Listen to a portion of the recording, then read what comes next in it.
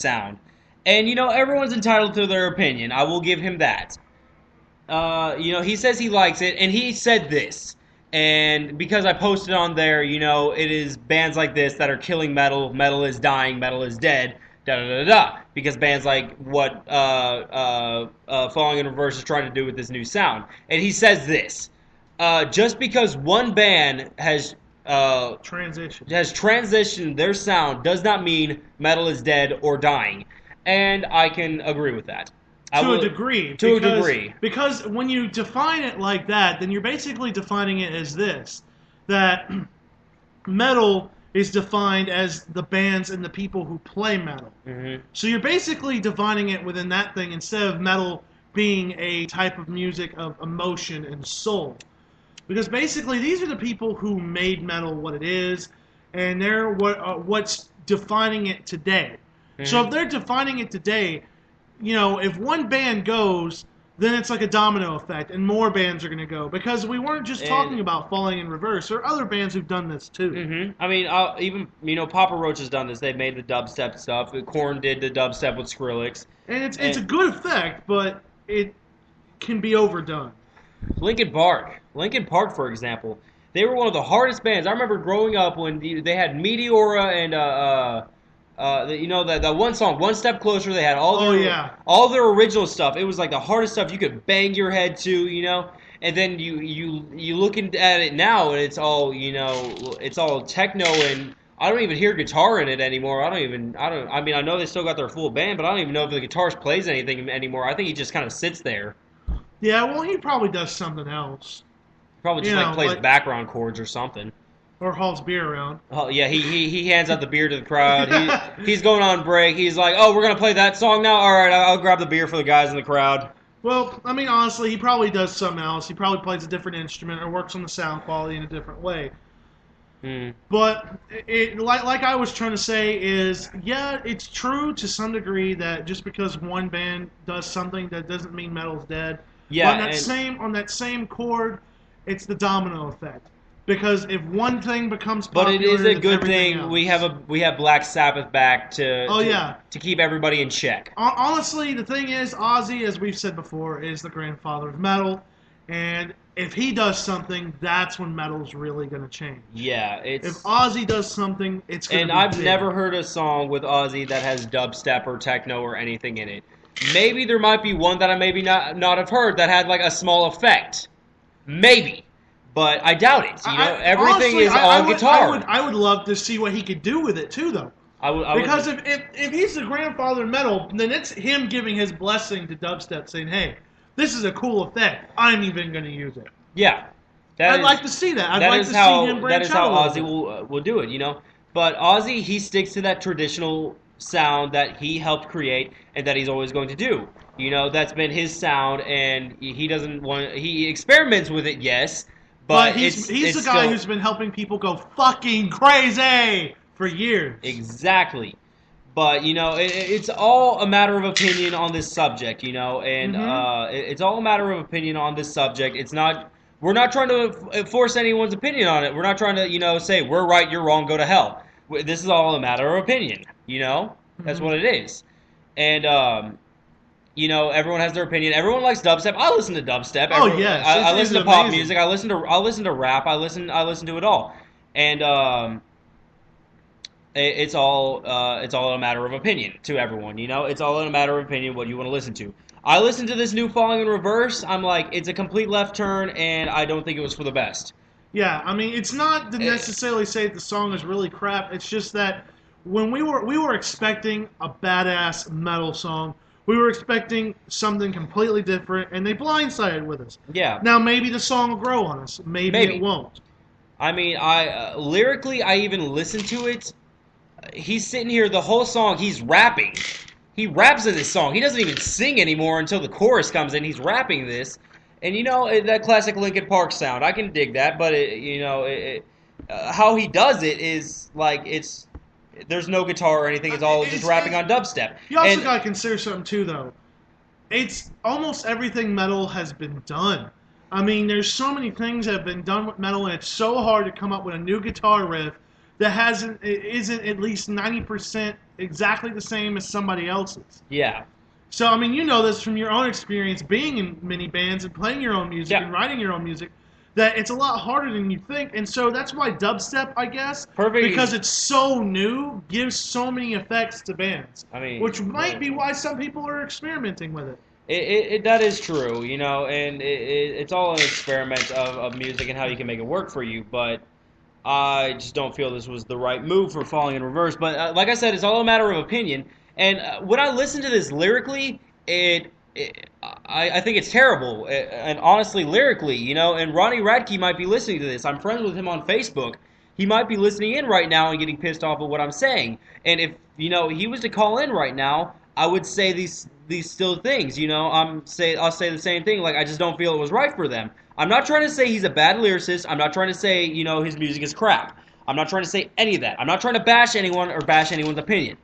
What I'm saying is I just don't feel this was the right move for Falling in Reverse. And what I feel for this new stuff lyrically, this song alone, lyrically, this whole song he's talking about, like, the verses, he's talking about, like, I have all these women, I'm this badass musician, I do all this stuff, I'm the best at what I do, and then the chorus comes in, I'm alone, I miss you, da-da-da-da, like a sappy pop song, and I'm like, whoa, that's a complete 360 of itself.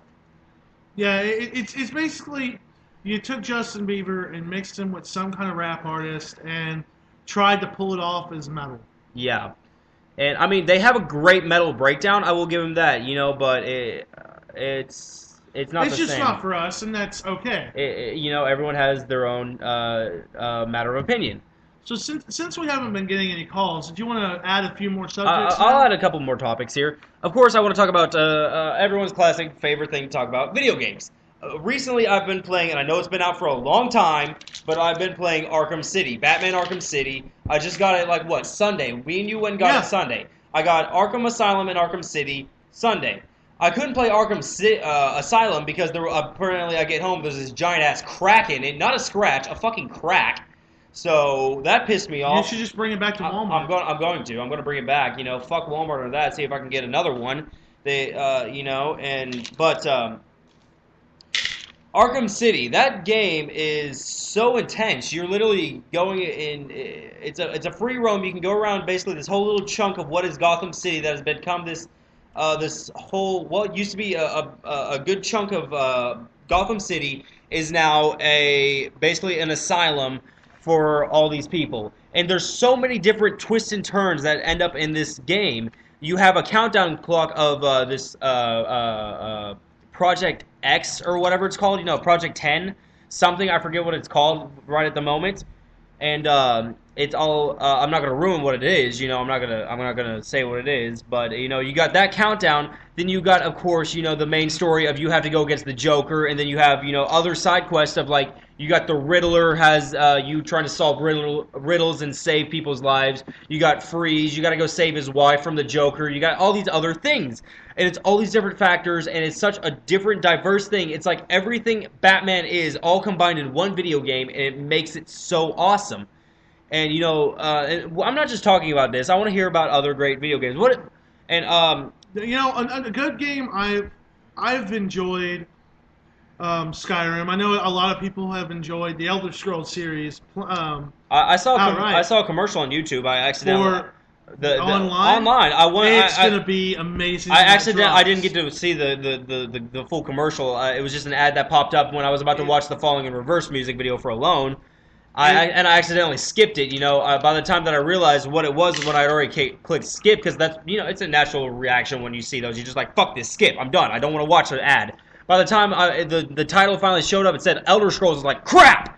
I want to go back and watch that because I love Elder Scrolls. The Elder Scrolls series has been amazing for it always years, has. And they started with Arena, went on to Daggerfall, you know, went on to all the games we love now.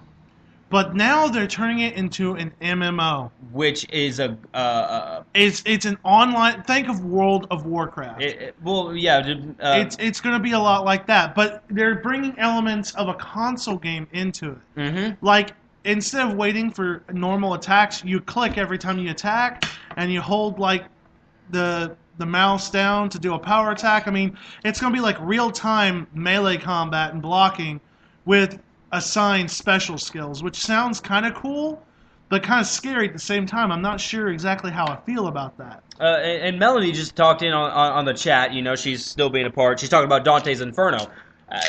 You've played it. I've played it. You've played it, right? Oh, yeah. It's a great game. Didn't they have a sequel? They had a second one, right? I don't know. I think they had a second one. I'm pretty sure they had a second Dante's Inferno. And I haven't played it, but I remember the first one was really good. I played it, and it was really awesome. Well, I mean, it's based off of an old book called The Divine Comedy. Mm-hmm. And I mean, I remember you even had that anime, the Dante's Inferno anime movie. That was a really good movie. I liked it. Yeah, Dante goes to hell to save his woman because he screwed up. It's a classic story, guys, of don't cheat on your woman because you'll go to hell. Yep. Literally, that's what the whole thing is. Read the book, and it's so much different from the book, but in so many ways, it's amazing. It's like this. The movie, he says, like, what's this? They made that swear on the sword. They said, no matter what, I will never betray you. I will never cheat on you. I will never do anything. And then Dante goes behind when he's in the middle of the Crusades and has sex with another woman. And therefore, when he comes back, the devil claims Beatrice's soul when she dies. The thing is that the whole reason why he did it, because it kind of goes into the system being screwed up too, is that all your sins were absolved by a priest, so you're okay. That's what he was thinking. Mm-hmm. But, wrong, you fucked up and you hurt your woman's feelings. Yep. And I still remember that scene of when he finally comes back and sees her, and when all these, like, angels and stuff finally take her and drag her to hell. She's sitting there screaming at him, how could you betray me? How could you do this? And he's like, oh my God, I'm sorry, I didn't know. Well, he didn't even think that he did. Yeah. He was so far gone and believing he was completely right and could never do anything wrong that, yeah, he didn't know that until Virgil showed it to him. So, I mean, yeah, cool story. Any other games? I got one. I got a game that I want to just rip on so bad. The Call of Duty series.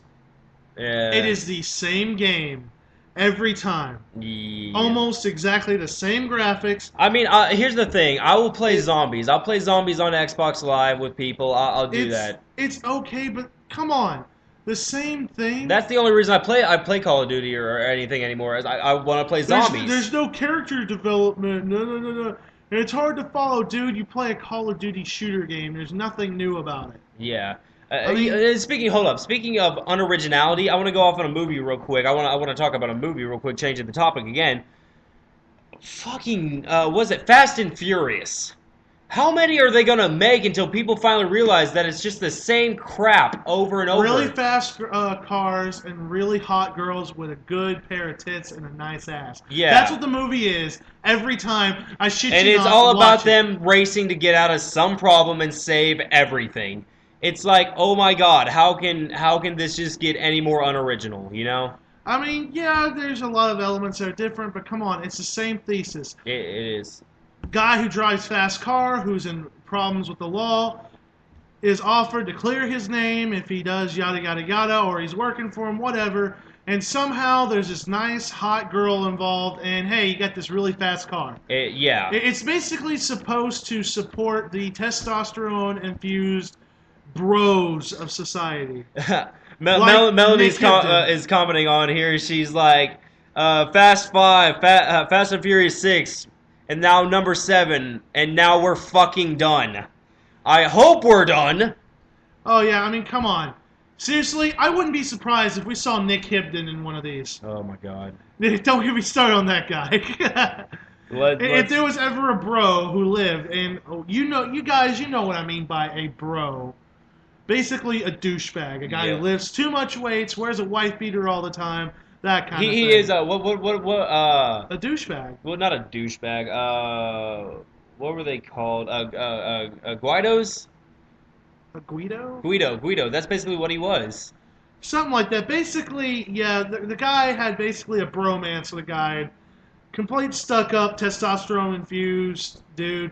Lift too much weights, didn't have much of a life, and let me talk on that. Let me talk on that real quick. I don't care how many weights, how much you can bench. When you get it with me in a real fight, I don't care how hard how hard you can swing because of the weights you've been lifting. It's gonna matter how good you are in a one on Oh, one. let me tell you something about those guys who lift weights, okay?